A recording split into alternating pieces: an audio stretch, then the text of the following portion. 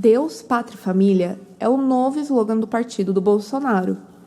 A junção dessas palavras te assusta? Se não te causa nenhum arrepio, senta aí que a gente precisa conversar. O assunto de hoje é integralismo. Nós somos o Força Brasil Democrático e esse é o nosso podcast. Fica à vontade.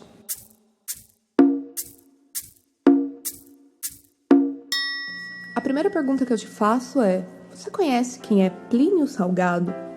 Se sua resposta for sim, eu sinto muito por você. Mas a gente tem que conhecer todo tipo de gente. Se sua resposta for não, não se acanhe, que hoje a gente vai conhecer todo mundo. Plínio Salgado, ele nasceu no interior de São Paulo e ele foi o principal fundador do integralismo. Ele era aquele tipo de cara que não gostava de nada. Teve que fundar o próprio jornal para ter o poema publicado, teve que fundar o próprio partido para entrar na vida política. Ele chegou a participar da Semana de Arte Moderna de 1922, só que meio escondido porque ele não gostava de ninguém. E em 1930 ele teve a oportunidade de viajar pela Ásia e pela Europa, onde em outubro ele conheceu o Mussolini. E cartas mostram que ele ficou fascinado pelo Mussolini, eles trocaram várias ideias e aí o Plínio voltou aqui para o Brasil. Em 1932 ele lançou a Aliança Integralista Brasileira, mas ele não lançou sozinho não, ele teve a ajuda de dois amiguinhos aí. O primeiro amiguinho foi o Gustavo Barroso. Gustavo Barroso ostentava muito orgulhoso o título do intelectual brasileiro mais antissemita e o outro foi o Miguel Reale. Esse deu um probleminha pra gente no futuro. Ele foi o principal redator da Emenda Constitucional de número 1, que foi quem consolidou o golpe militar em 1969. Gente bacana, gente legal. E como qualquer movimento de extrema-direita, o pacotinho estava fechado. Eles lutavam a favor do moralismo, das práticas cristãs, do liberalismo econômico, contra o comunismo. Eles tinham uma saudação em Tupi-Guarani, que era Anauê, ela significa você é meu irmão.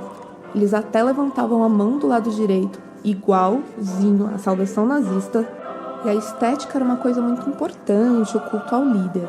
O uniforme deles contava com o símbolo da sigma, da soma, que é aquele E.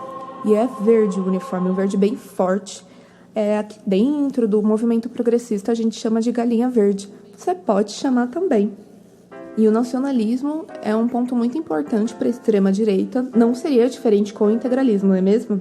O Gilberto Kalife, ele tem um texto chamado Peculiaridades e Paradoxos do Nacionalismo Integralista, que é da onde eu tirei o conceito, porque o nacionalismo integralista é um pouco diferente, meio sem sentido.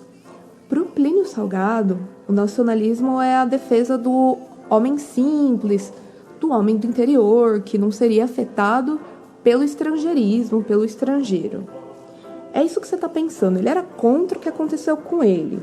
Ele que era um homem do interior, que foi para fora, foi influenciado e fez essa palhaçada aqui dentro do Brasil, ele lutava contra isso. E também o grito era em Tupi-Guarani, mas as práticas recomendadas eram as cristãs, sem noção totalmente, fascista é tudo burro, é só pra gente entender mesmo.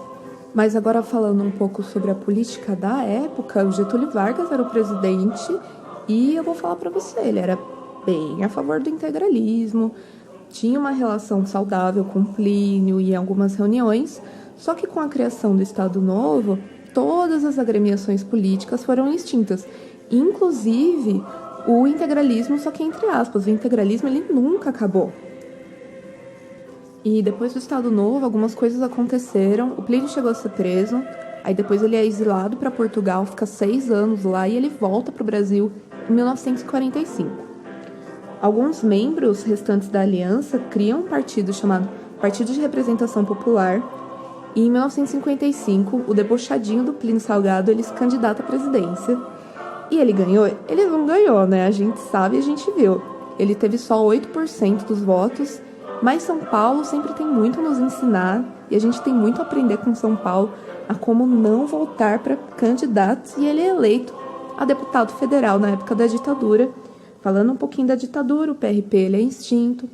Alguns dos membros do PRP vão para a Arena, que é esse partido dos militares. Depois da redemocratização, a ditadura, entre aspas, acabou e esses integrantes eles vão para o PRONA, o partido do Enéas 5656.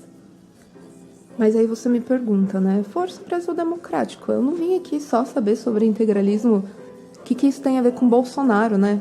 O lema do integralismo é Deus, Pátria e Família, que é o mesmo lema do Aliança pelo Brasil, novo partido do Bolsonaro. E isso é muito problemático, porque a gente já sabia que o Bolsonaro era fascista, mas ele estava um pouco escondidinho, né? Agora está completamente escancarado. E por mais que a gente esteja alertando, muita gente não sabe o porquê que isso é tão ruim, o porquê que isso é tão escandaloso. Agora que você sabe disso, por que você sabe as causas e os porquês, me conta. Esse arrepio chegou?